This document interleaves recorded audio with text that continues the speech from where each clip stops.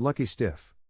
Leo, the night bartender at Parker's Grill, squirmed off his stool and yawned audibly as he cast an eye at the clock atop the cash register. The hands pointed to midnight. As though waiting for this moment, Fish, #1 camera for the Express, drained his glass and set it down. Another day, another dollar, he said wearily. Leo, a Falstaff in a white apron, punched the register, spun 2 dimes at Fish and reached tentatively for a bottle. A short one before you go, Fish? Not tonight. I'm going home. Lucky you. Yeah, said Fish. Lucky me. He bent a brow at Leo, his voice sardonic. Follow me around someday and see. Up half of last night on a fire out in Charleston. You eat it up, said Leo. Fish snorted good-naturedly and turned away, hearing Leo say goodnight, and in the background, the clink of his 2 dimes in the glass set aside for tips next to the cash register. Fish, reaching for a cigarette as he walked, saw that the stool behind the cashier's desk was vacant. A waiter stood in front of it and, leaning across the counter, staring moodily at the night outside, was Sam Parker. Fish stopped and lit the cigarette. Parker continued to brood and Fish said, Beth gone? Yes. 2-3 minutes. Oh, Fish said. I thought I'd give her a lift. Parker turned suddenly, his face dark. Then what do you wait for? Why don't you come? Fish blinked. She works till 12, don't she? She usually has to get her coat and hat. She's a go early, Parker said. Then explosively. It's that asshole, Buck. Drink, drink, drink. All of the time since he get out. There was more sputtering but Fish knew what he meant. Lou Buck had been in the booth opposite the counter when Fish came in less than a half hour before. Even then he was in a bit of stupor. Now, apparently, Beth Roberts, the cashier, was taking him home. It's a shame, Parker said. She's too nice a girl for that asshole. Maybe they put him back in jail, you think? Fish said he didn't know and was flipping up the collar of his Bomacon when he saw the policeman crossing diagonally from the other side of the street. Walking fast, he was angling toward the inner edge of the sidewalk when he passed the window. Something in his manner suggested that he had a very definite mission in view. Fish opened the door and went out. Then he saw what the cop was after. A few feet to the right was a woman and a staggering man, quite obviously drunk. A taxi stood at the curb, the driver waiting beside the open door. The cop had a hold of the man's shoulder. The woman had his other arm and was arguing with the cop, and even in the shadows Fish could see that the woman was Beth Roberts and the drunk was Lou Buck. He'll be all right, Beth was saying. If I could just get him home. Stand up, the cop barked. He jerked the man roughly about and shook him. Hey! Buck! Buck mumbled some answer and tried to pull free, and by this time Fish had moved up beside the group. The cop, concentrating on Buck, apparently spotted the big photographer from the corner of his eye. Keep moving, he ordered over his shoulder. Take a walk. Quiet, Kelleher, said Fish. The cop quit shaking Buck and turned. Listen, you. He began, then his eyes widened. Fish. Didn't recognize you. Fish, Beth Roberts said, her voice quick with relief. Can you help? Fish already had slid an arm under Buck's armpit. I can handle him, he told the cop. He was in Parker's and gargled a couple too many. Then keep him off the street, Kelleher said. The next thing he'll be violating his parole and back he'll go for a couple more years. I ain't so sure he oughtn't to. Fish got Buck into the waiting cab and Beth climbed in the opposite side, giving the driver the address. Buck sat, his chin on his chest, mumbling thick words that made no sense. Fish propped him up to keep him from falling sideways and looked at the girl. Still in love with him? He said. I don't know. She was silent for quite a while. I'm grateful to him, I know that. And he's not well. It's not just his health. But he doesn't have anybody. Besides you? Fish asked. Besides me, she agreed, her voice low in the shadow-painted interior. The cab rolled down Boylston. Dark store windows mirrored their swift progress and corner lights made a rise and fall of illumination within the windows. Beth Roberts sat very straight, her hands in her lap, her profile clean and grave. About 23, Fish thought, and the things about her he could not see now, he remembered. Rather small, she was, and slender and trim-figured, her body gently rounded and straight along the back. Not pretty, almost plain-looking, really, but nice-looking too with her wavy chestnut hair and eyes of serious brown. There was a quiet genuineness about her that had always impressed him, but she had learned to smile since she had been at Parker's. Fish knew that Buck got the job for her. That had been 3 or 4 years ago when the place was run by Joe Rizzo and was called the Club Marseille. Lou Buck had played the piano then, and tickled it well. "This is it," Beth Roberts said, and Fish saw that the cab had pulled in toward the curb. "Give you a hand?" the driver said. Fish pulled Buck out and stood him up. "Hold him a minute," he said, and asked the driver what the fare would be to take Beth Roberts home. "I'll go up with you," the girl said. She stood beside Fish, one hand on his arm as he paid and tipped the driver. "You'll get back in the cab," Fish said. "But can't I?" "No. What could you do? Get to bed. There's where I'm going to put Lou. He'll be all right. He girl hesitated, then there was a quick pressure on his arm and she turned away, a wetness glistening on her cheek. "You're sweet, Fish." Fish growled. "What's the apartment number?" She told him and the driver said. "I'll help you up with him." "I'll get him," Fish said and tipped Buck into his arms, carrying him like a baby. The apartment house wore a cheap-looking front of sand-colored brick, weather-streaked and dirty. There was a sidewalk-level entrance, and when Fish nudged open the glass door he heard the cab drive away. He passed the row of mailboxes on the foyer wall without a look and trudged up the rubber-treaded stairs. A night light burned dimly on the second-floor landing and the far end of the hall reached into semi-darkness. Puffing a little now from his labor, he glanced at the nearest door number and started along the wall, muttering. "It's a break he don't live on the 4th. At the last apartment on the right he stopped and tried to hold up Buck with one arm while he went through his pockets for a key. He got no cooperation. The man's legs were rubbery, and Fish cursed and laid him on the floor. "Good old Fish," Buck mumbled. "Shut up," said Fish, and then his hand found something hard and bulky and he forgot about the key. He swore softly, knowing it was a gun the instant he touched it. When he brought it out, he saw that it was a short-barreled .32 with a pearl handle. "Dumbass," he said. "You dumb asshole." "Good old Fish," Buck slurred.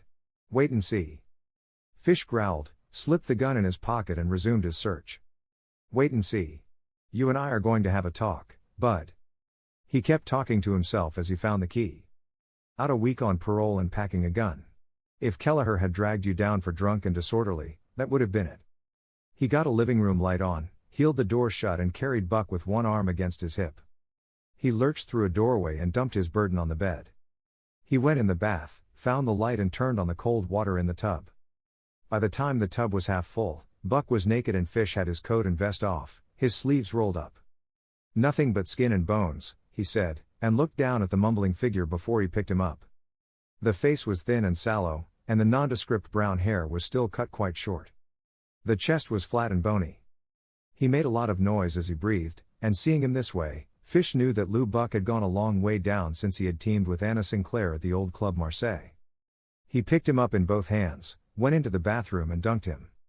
For a second nothing happened, then Buck squirmed. More from instinct than anything else, he tried to lift himself and Fish pushed him back. This time the man's eyes focused, stared. Then he opened his mouth and yelled. "Shut up." Fish growled. Buck began to thrash around. Fish pushed his head under. The other came up choking and sputtering. "Don't," he yelled. "Hell, Fish, you're killing me." Fish pushed his head under once more and stepped back. Buck lashed out blindly and jumped up, gasping, choking, his skin goose pimpled and bluish. Fish threw a towel at him. "Rub down. Or do you want me to do it?" "No." Buck drew back. "I've got it." The slurring was still there, though less pronounced. More like an accent now, to some exotic place where booze ran like water and the rot got cheap. "Then get some clothes on. I'll take you down to the corner and buy you some black coffee." "I'll be all right," Buck said, but he didn't look it. There was a sickness about his mouth and his eyes were glassy. "I'll just go straight to bed." "You're going to drink some coffee," Fish said, "and you're going to get told a few things. Now snap it up." He went through the bedroom and closed the door. Fish propped himself on a chair arm, his broad face somber, his jaw a little grim, and he stared at the door, waiting. After a few moments, he stood up and began to pace the room, unable to get Beth Roberts out of his mind, and finding his thoughts strangely troubled. He was on his second cigarette when the knock came at the door. He opened it and Sergeant Meyer was standing there, a plainclothes man beside him. For a long second they stared at each other, and it was a question as to which of the two was the more surprised. Then Meyer pushed in, a chunky, red-faced man with a heavy nose. "Surprised?" the sergeant said. "Where's Buck?" Fish backed away, his frown etched deep and a tightness coming across his chest, for Meyer was attached to homicide. "He's dressing," he said. "Dressing? For what?" "I just gave him a bath," Fish said, and went on to explain how he happened to be there. Meyer listened, his eyes speculative. Then he shrugged and started for the bedroom door. The cop took his arm. "Wait a minute," he said. "What? No Anna Sinclair? Well, somebody knocked her off about an hour ago with a slug in the heart. We found out Buck was up to her place." For the next second or two all Fish could do was stare, all he could think of was the gun in his pocket. The tightness screwed down a little harder and he stood quite still, a big, thick-bodied man with an upward arching chest and a stomach like a washboard. His brown hair was shaggy and streaked with gray at the temples, and in his dark eyes and across his rugged face there was trouble and resignation. "He was at Parker's," he said woodenly. "Don't argue with me about the time," Meyer said. "The lieutenant will figure that out when we get there." He stepped past with the plainclothesman at his heels and Fish waited, thinking about Beth Roberts, and the gun in his pocket, and the woman Lou Buck had gone to prison for, Anna Sinclair. He heard the door open. A quick curse shattered his train of thought. He spun toward the bedroom, went in. Meyer and the plainclothesman were leaning out the open window, and Fish elbowed his way beside them. There was a foot-wide ledge stretching across the back of the building, broken by a fire escape 15 or 20 feet away. Below there was nothing but blackness hemmed in by other walls and fences to make a narrow alleyway. "So," Meyer snarled. "He was at Parker's, huh? And you held me up in there?" "Sure," Fish snapped. "He confessed the whole thing. I figured out the getaway for him." "Damn." "Come on," said Meyer. "You can talk to the lieutenant." Chapter 2. Anna Sinclair lay on her back upon a thick white rug. She wore a hostess gown of black satin, but this had been opened by the examiner's physician to disclose the T-rose slip with the ugly red stain between the breasts. In life a full-blown, vital woman, there was now something pathetically incongruous in her very stillness, in the red-painted lips and nails that glared so brightly in death. Even the room in which she died had lost its character. It was a feminine room, done in whites and pastel blues, and already it had been tarnished by the tramp of heavy shoes, the hubbub of men's voices, the reek of tobacco smoke and cigar butts. The fingerprint man and photographer was still busy with his brushes and powders. Lieutenant Logan stood in the center of the room, talking with the examiner's physician, who had packed his bag and was ready to leave. Off in one corner sat a blonde, bespectacled youth Fish had never seen before, and along one wall two men stood smoking, their coats on and hats in their hands. The taller and younger of the two was Barney Fisk, the other, George Anderson. Seeing them here now reminded Fish that, aside from Lou Buck, these two had been more closely identified with Anna Sinclair than anyone else in town. The door opened and two white-coated interns entered with a stretcher. The examiner's man nodded to them. As they lifted the still figure to the canvas, Fish's resentment became a deep and irritable abrasive, directed both at the lieutenant and the circumstances. Coming in with Sergeant Meyer, he had seen the reporters on the sidewalk, and the photographers from the News and the Star. In the morning there'd be pictures of that stretcher and the interns, but not in the Express. Because Fish had been caught without a camera, and had been given no chance to phone the office and get one. The examiner's man went out with the stretcher. Lieutenant Logan surveyed the room, his gaze stopping on Fish. "You don't think Lou had anything to do with it?" "No," Fish said sourly. "You went in Parker's at 20 of 12. Buck was in a booth. You say he looked as if he'd been drinking." Logan watched the photographer nod and continued. "You had a couple at the bar, and when you went out just after midnight, Buck and the Roberts girl were on the sidewalk." He grunted softly. "Well, it fits. Buck came up here at 11:15. He got to Parker's 5 minutes before you did at 25 of 12, and it's no more than 5 minutes from here to there." He glanced at the youth in the corner. "You're positive, are you, Tidwell, that Buck didn't come back out? I mean, you weren't in the can getting a snort or something?" "No, sir," Tidwell said. Logan shrugged. "What did Buck run out the back way for, Fish? Why'd he take a powder when he heard Meyer's voice over at his place?" Fish made no comment, but listened as the lieutenant turned back to the youth named Tidwell, the night operator of the apartment house. Hearing the rest of the story, he became convinced that he had been wrong from the beginning. The evidence against Buck was too damning, and it explained why the man had been so drunk. Fear, perhaps remorse, had driven him to it. He had known what was coming and he had taken a weakling's way out. There were no calls, Logan was saying, after Buck went up until Mr. Anderson came in at 20 minutes of 12? No, sir, Tidwell said. Mr. Anderson came in and asked me to ring Miss Sinclair's apartment. I couldn't get any answer. I knew she must be there, and Mr. Anderson said she'd asked him to call at 11:30, so. Late, weren't you, Anderson? Logan cut in. Yes, Anderson said. I'd stopped in the bar down on the corner, as I told you.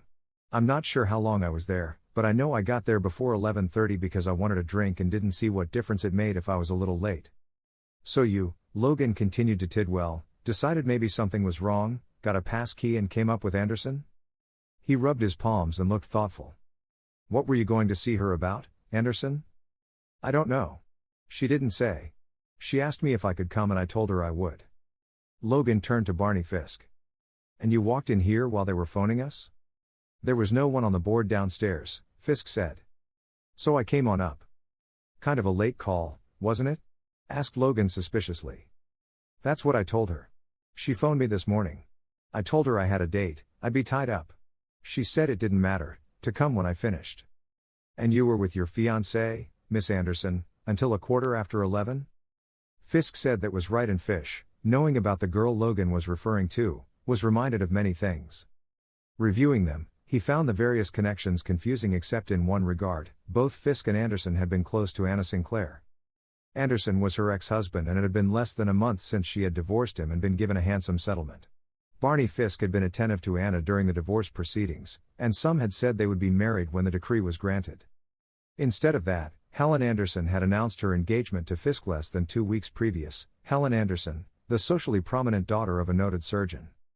Vaguely Fish heard Logan continue his questioning, but his own thoughts remained centered on Anderson and Fisk. Both were well-groomed and carried an aura of prosperity and good living about them. There was something else they had in common, that suggestion of tempered hardness, the shrewdness of eye, the confidence and poise that come to those who make a success of life. And, materially at least, success had come to them. George Anderson, a lawyer and one-time advisor to the Laundry Workers Cooperative Union, had more recently become the union's head at a reputed $220,000 a year. Not a bad gig if one could get it, Fish thought. A lot of cheddar. Enough to kill to keep? He wondered to himself. Barney Fisk was a businessman whose endeavors had, in the past, run to promotional lines. He had got his start with concessions at the racetrack and branched out into other fields, which included the backing of a restaurant, an interest in a business block, a piece of a show or two. Beyond these similarities, however, they had little in common. Anderson, not more than average height, was a blocky figure, square-faced and dark, with a crisp, aggressive way of talking. Fisk was tall, sandy-haired and handsome, and in his early 30s, several years younger than Anderson. Fish became aware that the two were leaving and heard Logan say, "All right. Thanks. As soon as we pick up Lou Buck, we'll get in touch with you." Anderson and Fisk went out and Logan turned to Tidwell. "Where can we get you?" Tidwell mentioned an address and Fish studied him. He was very pale and his eyes were harried and restless. Even from where Fish stood, he could see the tremor in his fingers. Just a F-id, Fish thought, and scared to death. Logan's gaze came to him as Tidwell went out. Fish stared back at him morosely. "Still think Buck is in the clear?" Logan asked dryly. "Who the hell cares what I think?" Fish groused. "You're mad?" "I'm pissed." Logan let one lid come down, a tall, slender figure with black hair and a smooth, hard jaw. He didn't look much like a cop with his neat Chesterfield and derby. He was too young too, but he was competent, and when he had to be tough he was tough. Now his eyes were sardonic because he'd known Fish a long time and understood his irritation. "I'm the guy that should be mad," he said. "If you hadn't given Meyer all that bullshit, he would have nailed Buck before he could duck." "If," Fish said. "So you get pig-headed. I couldn't phone for a camera? I had to stay here and listen to this routine of yours." He snorted and buttoned his coat. "Well, screw this. Remind me to do you a favor sometime." He strode over to the door and went out. The reporters were still waiting for Logan on the sidewalk, being held at bay by the uniformed husky at the door.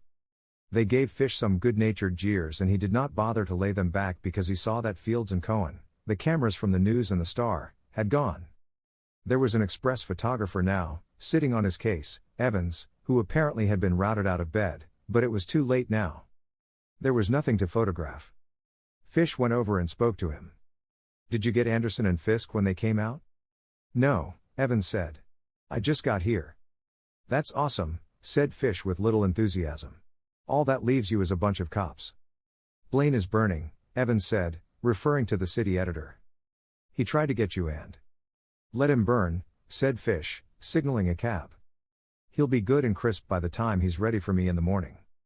When he had slammed the door and given the driver his address, he took the pearl-handled .32 from his pocket.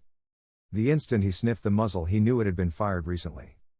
Slouched back in the corner, he broke the gun and held it nearer the window. Of the 5 shells in the cylinder, 1 had been exploded.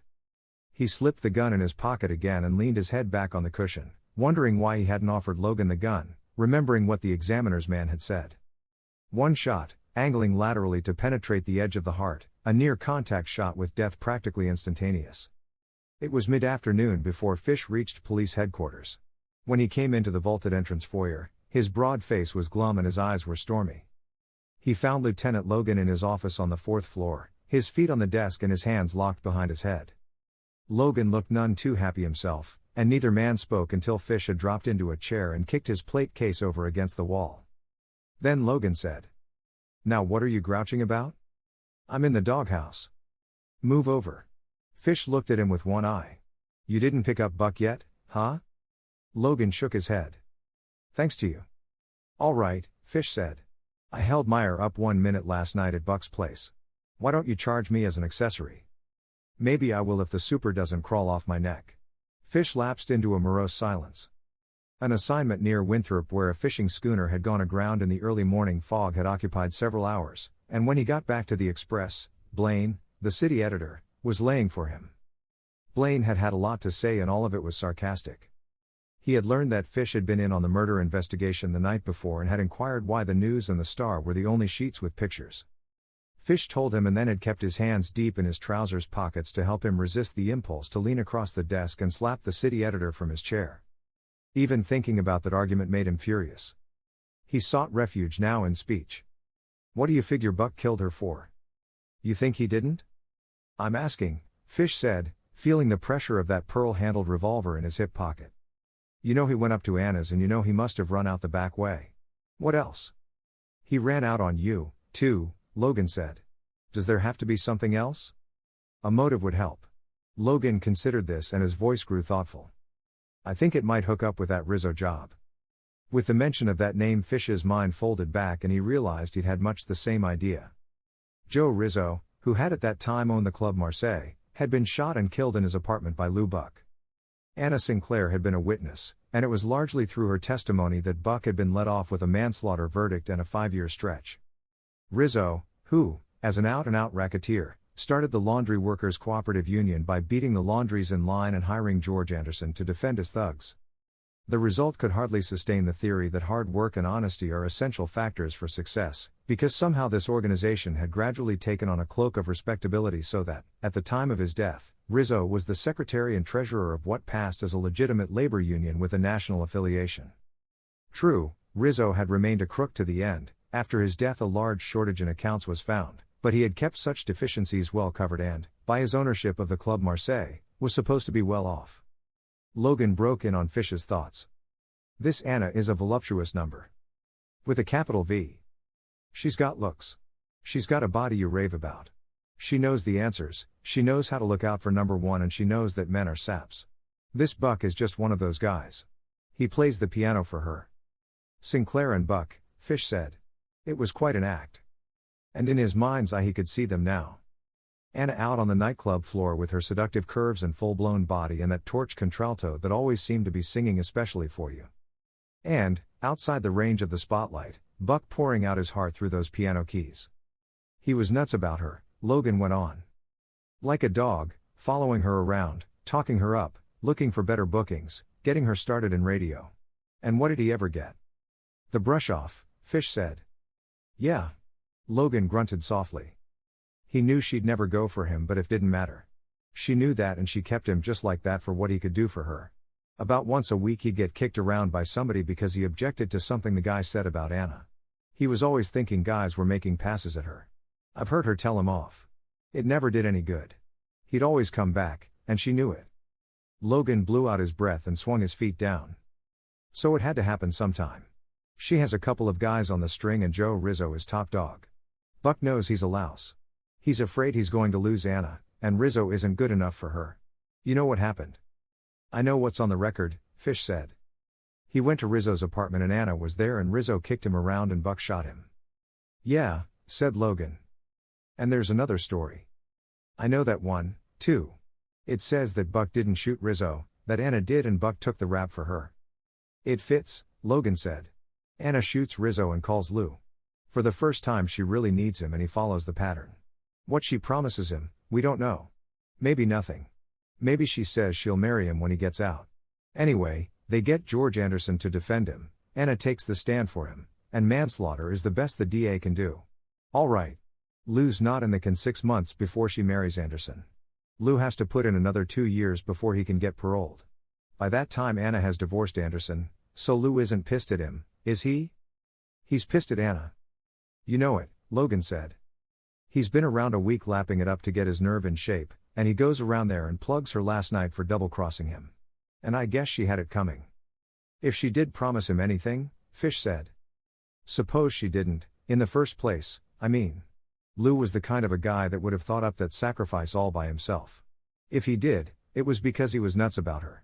And if that was so, he still would be, even now. Shit, the cop sighed. I don't say it couldn't be made to fit, Fish argued. But if we're going to tailor things, what about Barney Fisk? Logan squinted at him. What about him? For my dollar, Fish said, he's got a better motive than Buck. You're out of your mind. Fish stood up. I know it.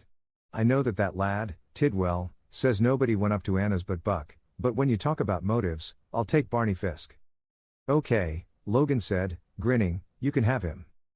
Barney's not a bad guy, Fish said. Maybe he's played a few things fast and loose but he's always been legitimate. I understand he's got a good education, a football player, wasn't he? On one of those backwoods colleges that always buy good teams. And he's made himself some money.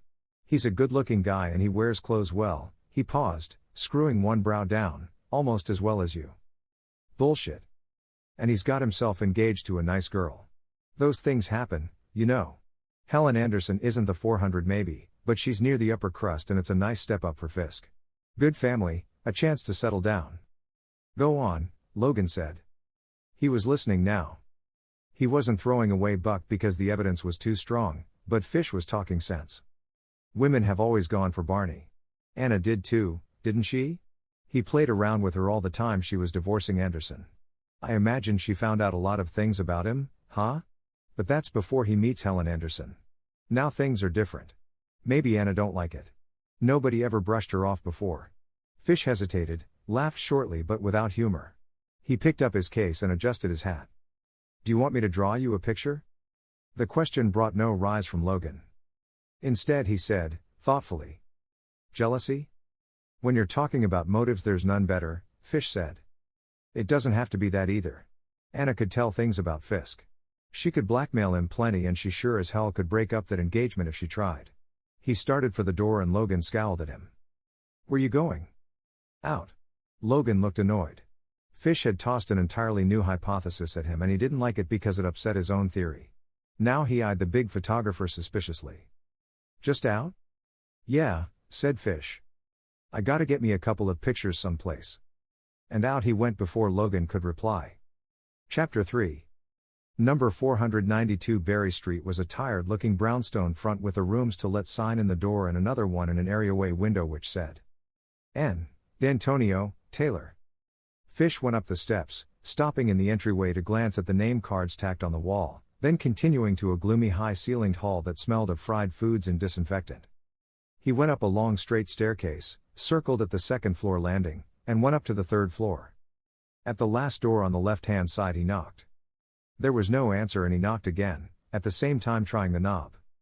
Examining the lock and finding it to be a spring type, none too expertly installed, he took a thin strip of celluloid from his pocket and slipped it between the molding and the doorframe, pushing against the sloping surface of the bolt until it slid back. He caught the knob as the door swung in, looking down the hall and stepped quickly inside. Then, before he could close the door, he saw Harry Tidwell, and even in that first glance the limp and shapeless position of the body told him he had come too late. For long seconds Fish stood there, his breath held and a quick cold pressure moving up his spine.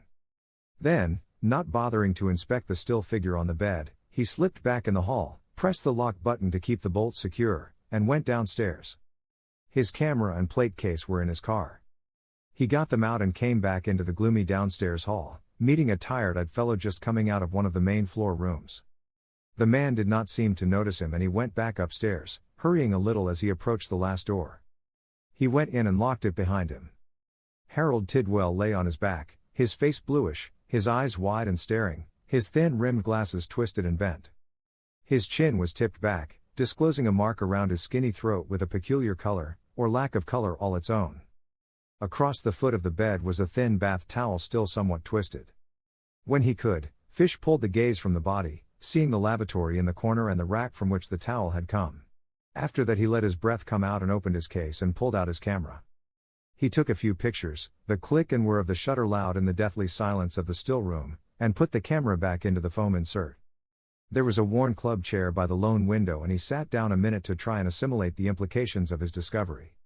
He had not expected this, even when he had found the door locked, and his coming here had been nothing more than a hunch based upon hope rather than fact. In Logan's office he had accepted the two inescapable alternatives. Either Tidwell was telling the truth, in which case Lou Buck was guilty, or Tidwell was lying. Now there could be no doubt. Tidwell had lied and he was dead.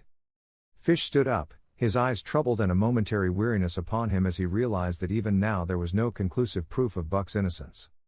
He took a final glance about the room, scarcely seeing its sordidness but only knowing that Tidwell had been poor and that an offer of money for his silence had been too tempting to resist.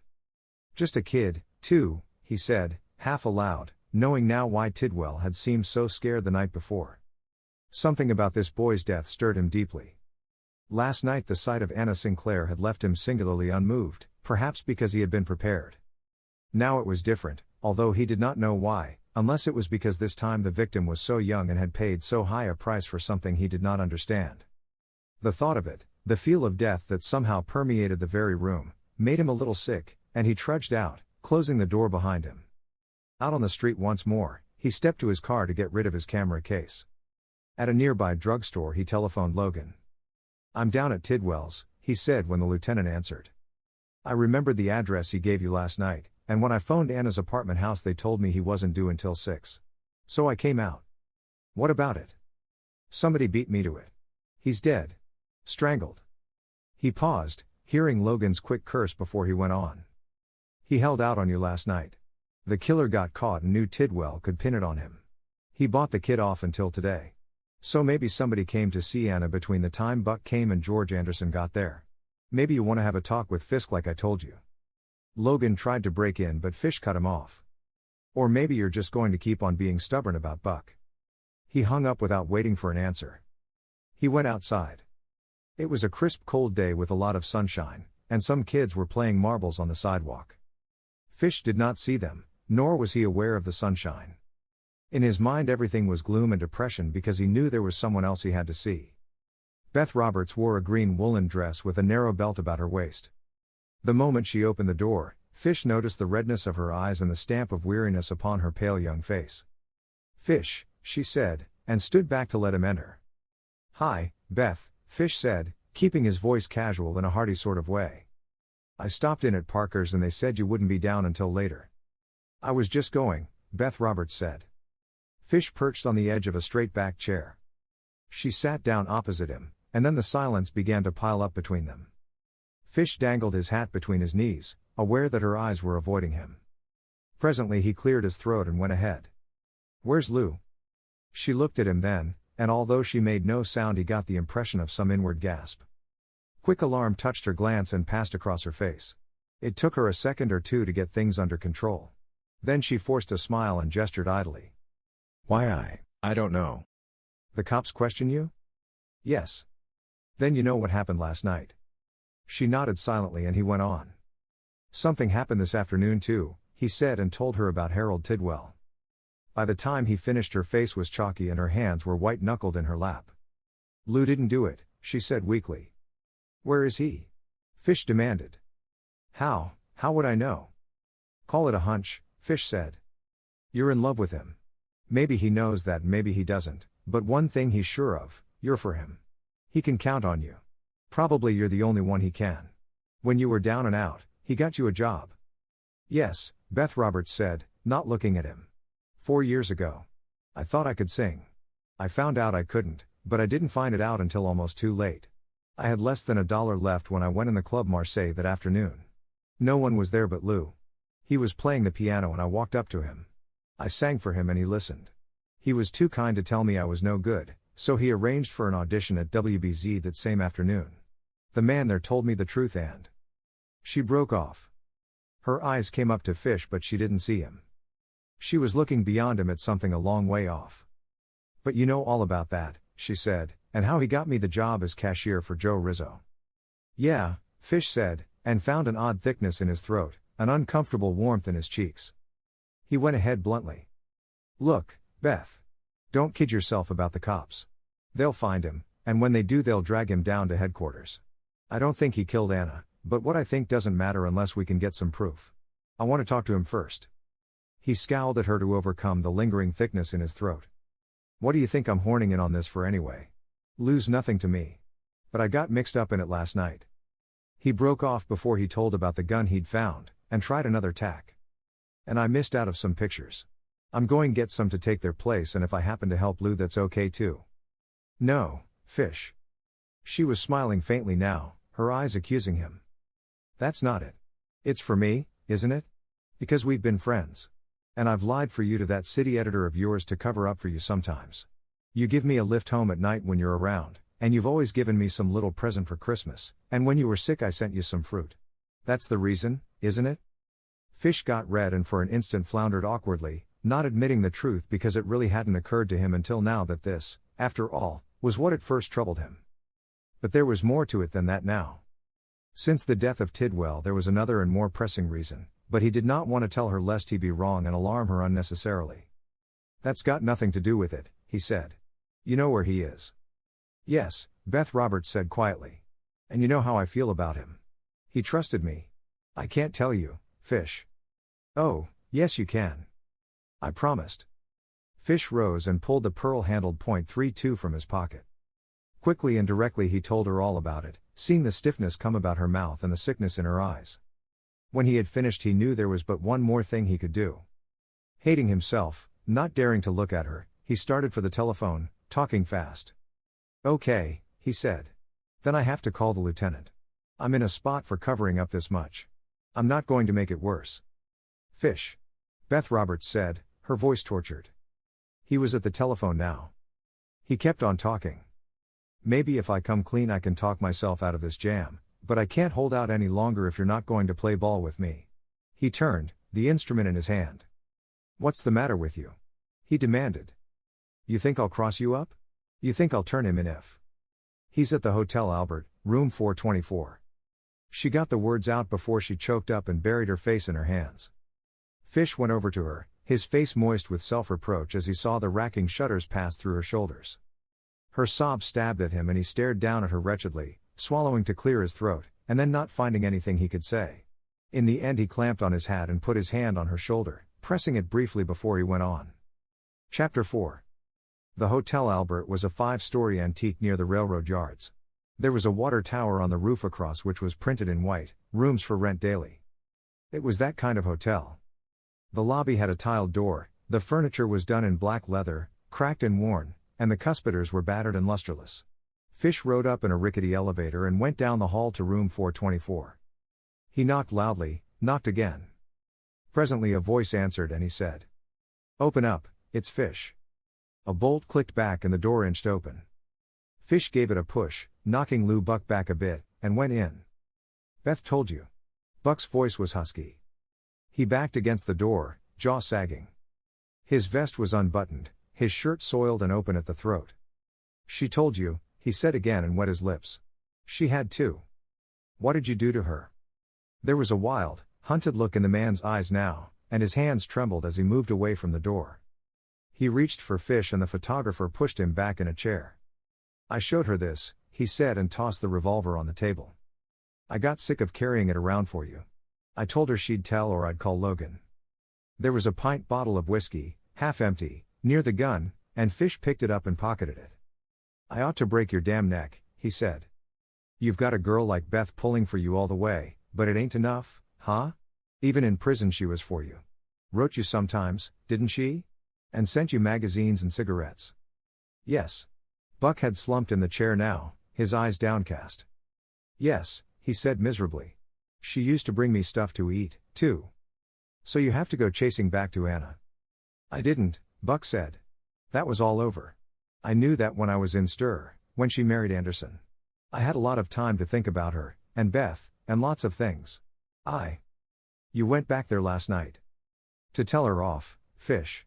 That's all. I knew how it was with Beth, but I had to wipe some things out of my mind. I didn't have the guts at first, and then last night I decided I would. I went up and told her what I thought. Oh, I guess it was a dumb thing to do, but I had it in the back of my head and I had to do it so I could feel that was all over and I could start clean. His voice trailed off and Fish said. Well, what happened? Someone rang the buzzer. She'd tried to stall me off when I came and I knew she was expecting someone. She pushed me out the back way, only I didn't go out. I waited in the kitchen. His voice was low now, far away. After a while I heard a shot. So then I went back in. You know who did the shooting, too, Fish said. Buck's gaze jerked up and something flickered in his eyes. Then he pulled them back and was talking again. No. I only heard the shot. I went back in and she was on the floor. The gun was there. It was hers. I remembered it. What did you pick it up for? I don't know. Fish did not believe this, but he did not press the point because he was thinking of something else. The thing the examiner's physician had said about the angle of the slug in the close-up shot. It had been Anna who had pulled the gun, and Killer had grabbed her wrist and turned it back on her body and pulled the trigger. And she had taken out that gun because she'd been afraid of her life. How long do you think you can duck the cops? He asked abruptly. I don't know. You know damn well it won't be long, Fish said. Because they're going to try a little harder now. He went on to explain about Tidwell's testimony and what had happened to him. Buck's face was pasty now and his lips were dry again. I didn't do it, Fish, he breathed. I ain't been out of this room. I believe that part, Fish said. But you know what you've got to do, don't you? You've got to turn yourself in. Buck sat up, his mouth stiff. No. Who'd believe me? Who cares? Down there you've got a chance. Stay here and you're a dead duck. Not that I give a damn. For my money you're a lush, Lou. Just for taking the brush-offs from Anna you're a loser. But, he shook his head disgustedly, women are funny. Beth thinks you're it. I want to do what I can and I want to be damn sure nothing happens to her. But, Buck swallowed and a look of puzzlement twisted his thin face. Nothing'll happen to her. No? Said Fish. Don't be dumb.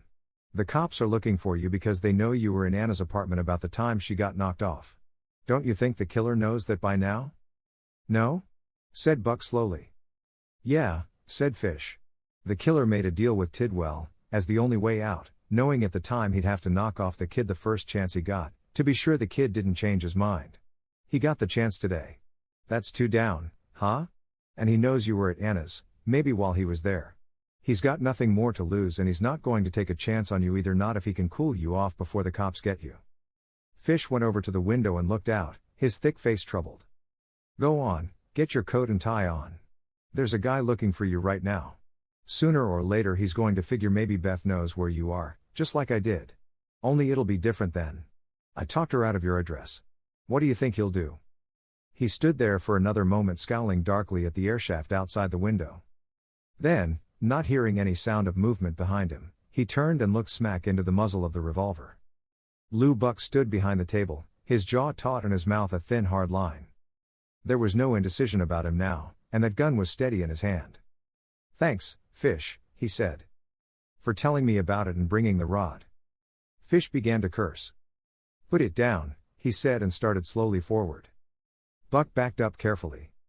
He moved along to a door and opened it, revealing a closet. He began to circle away from it.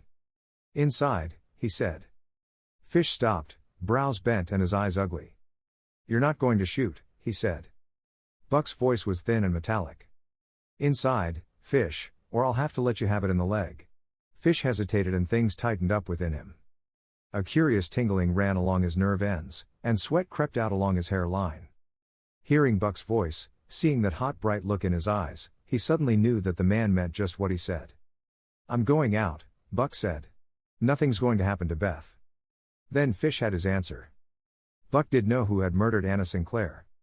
"Tell Logan, you crazy fool," he said. "You can't do this alone." "Logan wouldn't believe me," Buck said. "Why should he? I've got no witnesses, nothing to back me up." He paused, took a breath, and Fish saw the hand tighten on the gun. "I've got no more time," Buck said. "Do you take one in the leg and have me tie you up, or do you?" He didn't finish because Fish was already walking toward the closet. He knew the odds now, Fish did. And he was no fool. He could probably bust out of the closet. He could call Logan and maybe head off Buck at Barney Fisk's place. He stepped in the closet and faced the wall. "Shut the door," Buck said, moving up. "And don't try anything, Fish." Fish pulled the door shut and almost at once the bolt clicked, locking him in. He waited until he was sure Buck had gone before he began to test the door panels with his shoulder.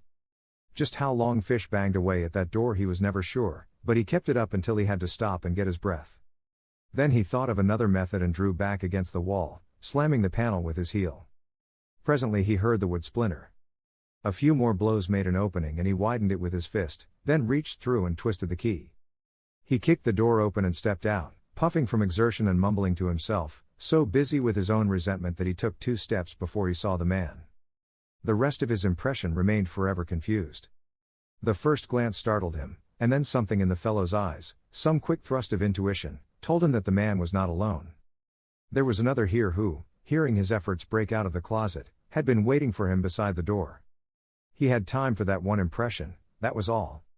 There was a faint sound of movement beside him, and before he could turn his head or duck away, something crashed against his skull and the light went out and he felt himself falling. The hat he wore probably saved him a fractured skull, and the jar when he hit the floor helped bring back consciousness temporarily lost. Then he was stretched on his face, and over the roar inside his head and the sickness at the pit of his stomach, his brain began to work again, battling the instinct that prompted him to get up, telling him to lie still. "Is he out?" a voice said. "Colder than a fish. I really hung that one on." Fish kept his eyes closed and waited. Gradually his strength came back and his head cleared. "The little guy must have lammed," the first voice said. "Now what do we do, Maury?" "Call up, Dope." There was a pause. Then the first man asked for a telephone number. Presently he said quickly, "Look, this Buck ain't here." "Yeah, but wait," he said and went on to explain about Fish. "I don't know who he is," he said finally. "Yeah. Okay, that place we rented this morning on Spicer Street? Okay." There was the click of a receiver. "Let's blow," the man said. "What about our pal, here?" "Leave him." "I'd better tap him again, huh?" Fish opened his lids slightly and looked through his lashes, his range of vision low along the floor. He watched patent leather shoes stop beside one arm, sensed that Maury was bending down. Then, moving only that arm, he clamped one hand on a skinny ankle and yanked viciously. Maury yelled and came down in one lump, hitting the floor on the back of his head, the gun in his hand dropping scarcely 2 feet away. Fish kept right on moving, coming to one knee even as he yanked, lunging past the heap that was Maury and scooping lip the automatic, rolling over and coming up on elbows and knees to angle the gun at the man by the window. This worthy had his hand across his chest, eyes wide and a gun butt gleaming from beneath his lapel. He froze just that way. "Let go of it," Fish said. The man did and Fish stood up. With his toe he rolled Maury over and saw that he was still unconscious. Then he moved over to the squat man, seeing now the flat and twisted nose, realized the fellow was a complete stranger. He went around behind him and got his gun, looked the room over, noticing the 3 lamps and the ample supply of electric cord connecting them. Directing the fellow to rip this cord free, he bound Maury's wrists behind his back and secured his ankles, then lifted the bed, putting one of the posts between the man's legs to anchor him. He was just getting ready for the flat-nosed fellow when the phone rang. With one eye on his prisoner, he answered it. It was Beth Roberts. Relief streaked through him at the sound of her voice and he answered her queries with quick assurance. "No, Lou wasn't here, he'd just stepped out." "Yes, everything was all right." "I'm so glad," the girl said. "I thought What about you? Fish cut in. The story came reluctantly, but in the end it was quite clear. When Fish hung up, his face was grim and the anger burning inside him smoldered in his eyes. The two thugs had cuffed her around until she had been forced to tell where Buck was hiding. She had done this, she said, because she had hoped that when the two left she could telephone Lou and warn him. Instead of that, she had been left gagged and bound and had only now been able to work herself free and make it to the telephone. Flat Nose must have seen the danger glint in Fish's eyes, the tightness of his lips. He took a step backward, although nothing was said, and was pressed against the wall when the photographer came up. Now wait a minute, the man said pleadingly. Kicked her around, huh? We didn't hurt her. We just. Fish feinted a blow with the gun. The man ducked and Fish caught him flush on the chin with a hard left hook that jarred him clear to the shoulder. The man went down, and whether he was out or not, he lay still. Why should I waste time with guys like you? Fish said, half aloud. I can do it easier this way. He put the gun away, took the remaining light cord and treated Flat Nose the same way he had Maury, looping one piece of the cord around the leg of the radiator. Picking up the telephone again, he spent 2 minutes in argument that was consistently forceful and sometimes profane. When he hung up, he had the address of the last number called. The sign on the frosted glass panel said the Keeler Company, and Fish stood looking at it a moment, making up his mind. That the address should be a room on the 3rd floor of a second-rate office building like this had upset his calculations.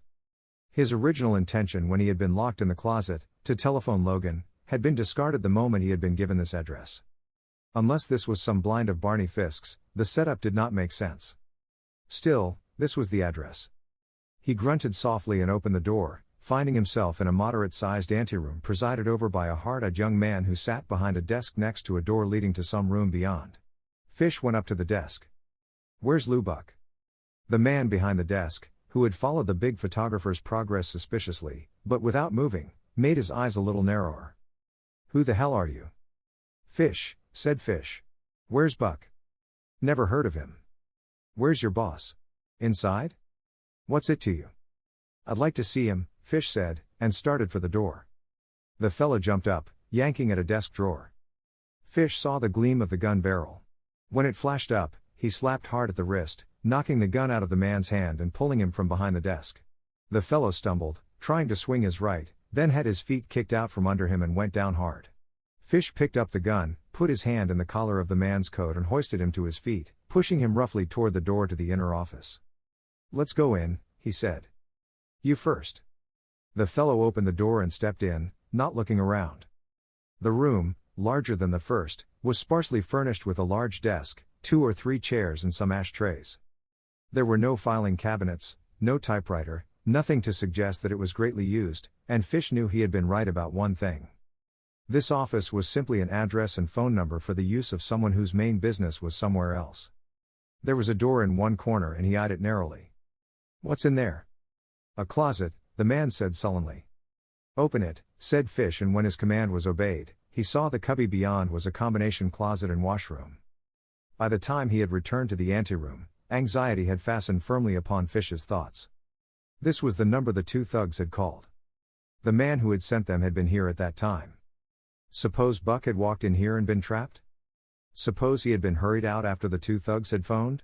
Suddenly Fish remembered something else and confronted the hard-eyed youth who watched him hatefully. What's that number on Spicer Street? Even as he spoke, he knew what he was up against. The quick recoil of the youth's eyes told him that he was right, but he saw the leer, the hardening of the mouth, and knew it would take a long time to make this fellow speak. And now time was the all-important factor. If Lou Buck had been taken to that Spicer Street address, he had been taken there for one reason. The thing that made up Fish's mind was his knowledge of the city. Spicer Street was a one-block, dead-end affair. It might be quicker to find the right place once he was there, than by trying to get anything out of this tough youth. Okay, he said abruptly, and broke the revolver, shaking out the shells. He threw the gun in the wastebasket and went out. Chapter 5. Even in daylight, Spicer Street was discouraging. Put there by some ambitious landholder with the help of a lenient planning board, it ended in the blank wall of a movie house and was lined by grimy brick structures, 2 family houses and small tenement-like apartments. But Fish saw none of this. What he saw with a quick lift of hope was the 4 smutty-nosed urchins who played in the street with a homemade baseball and a piece of wood for a bat. He braked his car beside them, got out and stood watching the game. The ball game stopped. The players looked at him and he looked back, taking a $50 from his pocket and spinning it in the air.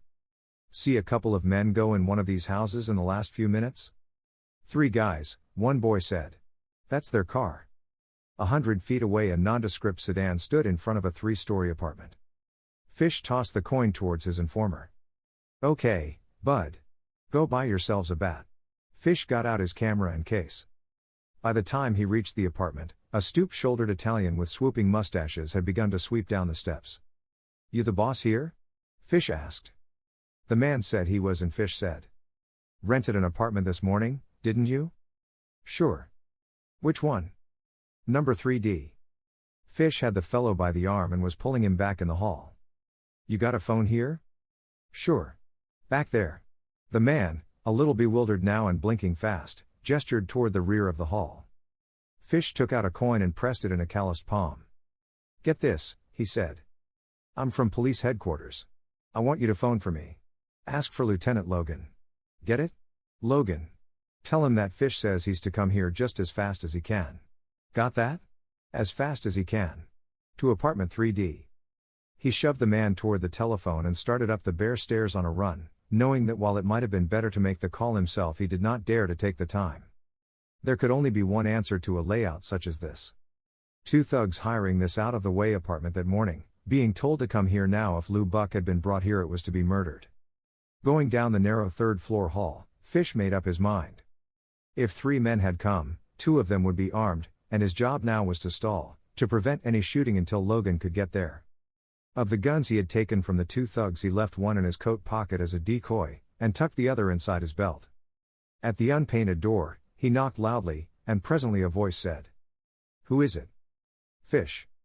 There was a pause and Fish waited, feeling his pulse quicken and the prickling of his scalp. They'd let him in, all right. They'd have to now.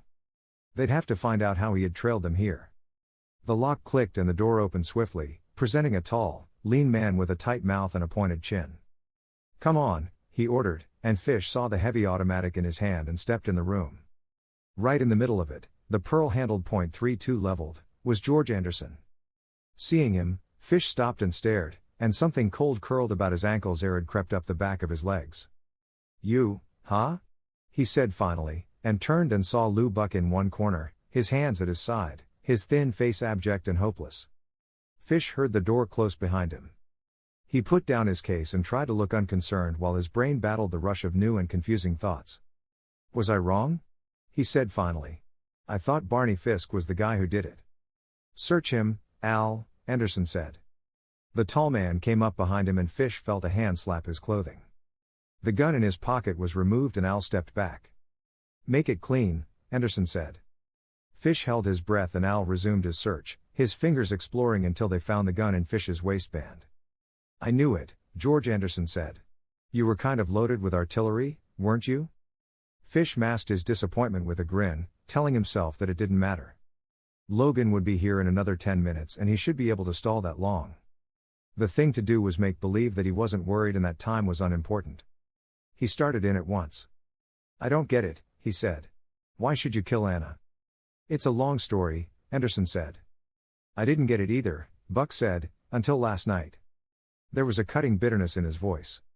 Fish eyed him resentfully. You had to run out, huh? You knew it was Anderson but you had to do it your way. Would Logan believe me? Buck asked. I go up to Anna's and stay out back while the shooting happens. I come back and pick up the gun. I know I'm in a spot but I figure if I can have it out with him, he glared at Anderson, and hand him in to the cops I might be okay. That's why I took the rod, but, then I lost my nerve. I stopped in Parker's and had a couple, and then a couple more, and then it was too late. No guts, that was my trouble, Fish. He paused and his voice thinned out. Then, this afternoon when I found out what the score was, I knew I had to do it. The only guy who could clear me, the operator, was dead. Nobody could ever prove Anderson had been up to Anna's. But I had been, sure. I had been and the cops knew it. He snorted savagely. What chance would I have had? But I knew about that phony office and I went down. If it hadn't been for him. He broke off and stared at Al. There was a second or two of silence and Fish spoke up to keep things going before Anderson got restless. Maybe you killed Rizzo too, huh? He said, guessing aloud. Sure he killed Rizzo, Buck said. Did they play me for the sucker? You know what I thought had happened, don't you? That Anna killed him, Fish said. That story got around. Anna killed him and cried on your shoulder and you took the rap. Yeah, Buck said. That's it. That's what I thought. She conned me into it. Big-hearted Lou. I was so nuts about her then I couldn't think straight. Sure. I told her I could do the rap standing on my head. And then last night I got it right, while they were fighting in the front room. It was almost the same kind of setup when Rizzo got his. Only instead of me listening in it was Anna that time. She was at Rizzo's place that night, all right, and Anderson came up and she went in another room. And Anderson plugged in because Anderson was the lawyer for the Laundry Boys and he had charge of a lot of their funds. Rizzo was treasurer but he'd let Anderson handle. Right, Fish said slowly. I guess I get it now. Joe Rizzo, the organizer of the laundry workers, the secretary-treasurer. And a shortage had been discovered after his death, only it was Anderson's shortage, and now Anderson was the big shot. You married her sort of quick, didn't you, George? So she wouldn't get ideas about squealing. But you couldn't keep her satisfied. She divorced you and you gave her a nice settlement, but it wasn't enough. She was raising the ante on you again, huh? And as long as she was alive she could.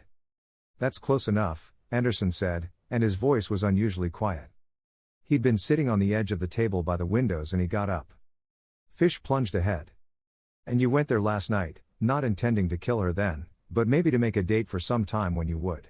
But you lost your head and scared her and she pulled the gun. What did you tell that kid Tidwell? I told him I'd gone up and found Anna dead, Anderson said. I told him I might be under suspicion if he told the truth.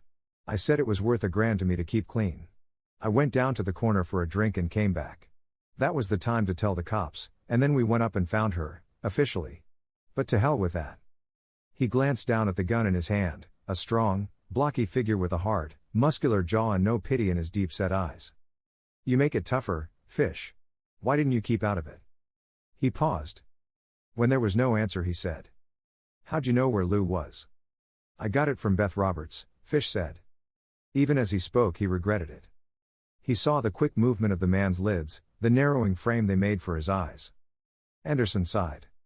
We had better go check on her too, Al. No. Lou Buck said. She doesn't know anything about it, Fish said. How do I know? Anderson said. You talked to her. So did Lou. You're crazy, Fish said. I got my dope from 2 punks of yours. What about them? Fish told him and Anderson smiled sardonically. You did all right, Fish. Okay, Al. Go to the Albert first. He grunted softly. I wondered what held them up. Get them. Then go get the girl. No, Buck said again. I'm in too deep to go soft now, Anderson said. Go ahead, Al, and his glance touched Fish's camera case. Take that thing with you. Get rid of it someplace. As Al started for the door, Lou Buck pushed away from the wall. Leave her out of it, Anderson. Al hesitated, looking from Anderson to Buck. Anderson's gun moved up to corner Buck and again he ordered Al from the room. The fellow picked up the case and opened the door. For that one instant Fish nearly told about Logan, but he caught himself in time, knowing that to mention that fact now would make Anderson shoot at once. He heard the door close behind him. Then some movement pulled at the corner of his eye and he saw that Buck had taken another step. Hold it, Lou, Anderson said. Buck stopped. He was about 10 feet from the gun. He had no chance of reaching it and yet. Sweat began to leak down Fish's back but underneath his spine was cold and stiff. Suddenly he knew that Lou Buck was going to try and in that same moment a curious reaction came over him. He saw clearly now a lot of things that he had been too dumb to analyze.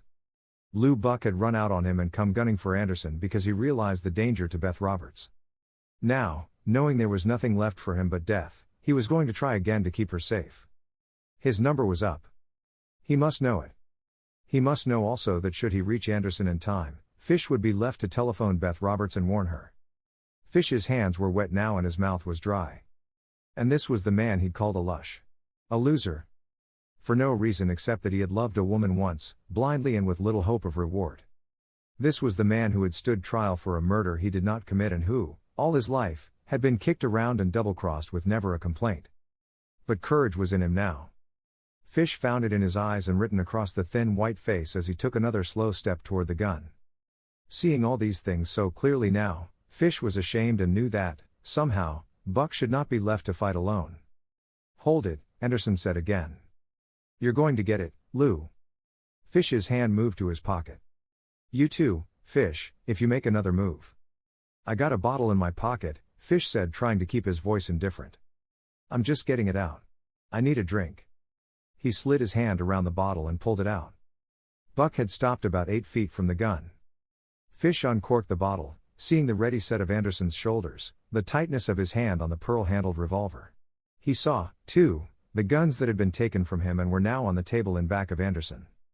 He took a swallow and the whiskey burned his throat. He lowered the bottle, measuring distances, and then, before he could move, Buck started. With a sudden, half-choked cry, he lunged forward, hands outstretched. Anderson fired instantly, the gun bucking in his hand and the roar of it shaking the room. Buck's torso jerked with the impact of the slug and he stumbled. As he went down, Fish threw the bottle, not at Anderson's head, but at his wrist, watching it turn in the air as he followed it up, seeing the whiskey spurt from the neck until it smashed against Anderson's forearm. The gun went spinning and Anderson wheeled and grabbed for one of the automatics on the table. Fish took a step and lunged, going off balance and to his knees, stretching, straight-arming Anderson as he fell, knocking the man down, but not in time. Anderson had grabbed a gun as he went over. It was all finished in another 3 seconds, but for Fish the sequence was clear-cut and distinct. He saw Anderson roll away ere he'd come to his knees with cat-like quickness. He got his own hands under him and pushed off the floor like a sprinter, seeing the muzzle of the gun level down, ducking his head instinctively to protect his face, knowing even then that his awkward, scrambling dive would fall short. The gun blasted as he ducked and he groped for it, not realizing that he had not been hit until his hands found Anderson and, with driving feet, he fell over on top of the man. Only then did he see that there was no resistance to his charge, no movement now in the body beneath his own. Only then did he know that the gun he had heard had not been Anderson's. Incredulous, shaking all over from exertion and reaction, he stood up. Fear was a tiny red-rimmed hole just over Anderson's right eye. He turned. Buck was propped on knees in one arm. In the other hand he had the pearl-handled .32.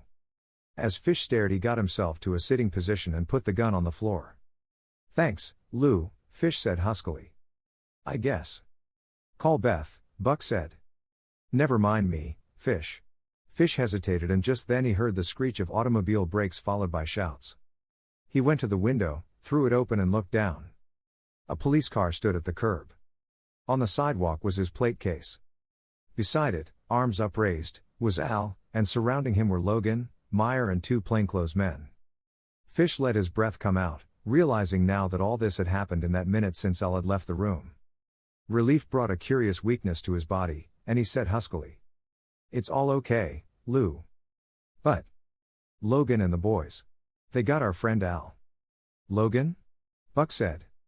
"Yeah," Fish said, and explained what he had done before he came upstairs.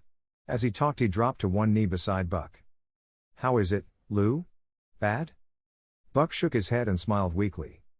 He put his hand inside his coat and held his chest. "No," he said. He was high with that one. "I'll be okay and look, Fish, will you tell Beth? Tell her I'm all right." "Sure," Fish said and the cords in his neck tightened again. He looked away and stood up, a burly, shame-faced figure with a broad, sweat-streaked face and pity and compassion in his eyes. "Sure," he said, turning toward the door. "But the time they dig that slug out of you, she'll probably be waiting with her arms full of flowers." "Yeah," Lou said. His voice was low and remote but there was a curious smile on his face. "I bet she will at that." The clock atop the cash register pointed to 5 minutes of 12 when Fish pushed his plat case against the bar front and climbed on a stool. Leo, the bartender, pushed a bottle toward him. "You're late," he said. "Yeah." Fish poured a drink, downed it, poured another and dumped in the soda. "Boy, what a job." "Horse shit," scoffed Leo. Fish bristled. "Listen, if you'd been through what I've been through." "Sure, I know," Leo said. "Up half the night on a fire or a murder or something." He shrugged. "You eat it." Fish opened his mouth to protest resentfully and then checked himself. Somehow, in spite of his weariness, he felt good, and it wasn't just from the whiskey he had drunk, either. Until now he hadn't had a minute's rest, What with the police investigation and seeing Beth Roberts and then going to the hospital to see Buck. He'd just now come from there, and he still remembered the way the girl had looked sitting there beside Lou. "I repeat," said Leo, "you eat it up." Fish's grin came slowly and he remembered other things. The pictures he'd turned in and the look on Blaine's face when he slapped them on the desk. He drained his glass and put it on the bar along with a crisp bill. Leo rang him up and yawned, glancing at the clock as he did so. It was just midnight. "Well," he said.